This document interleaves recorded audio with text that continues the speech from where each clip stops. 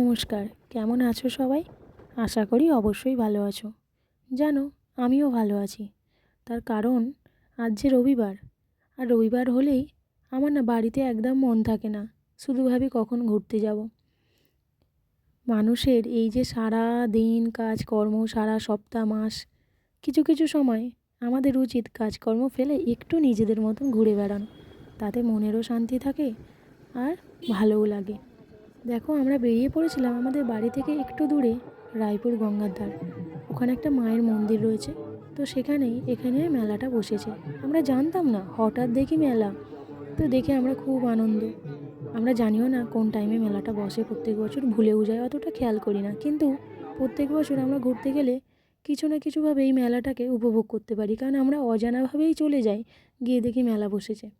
তো যাই হোক, দেখতেই পাচ্ছ এখানে মেলায় চারিদিকে ঘুরছি, কারণ মেলায় যাওয়া মানে আমাদের মেয়েদের কিছু তো কিনতেই হবে। তো আমিও কিনেছিলাম চাবির রিং, কানের, যেগুলো স্বাভাবিক আমরা মেয়েরা খুবই পছন্দ করে থাকি। আর আমরা দেখো এখানে ভাগ্য লটারি করতে চলে এসেছিলাম।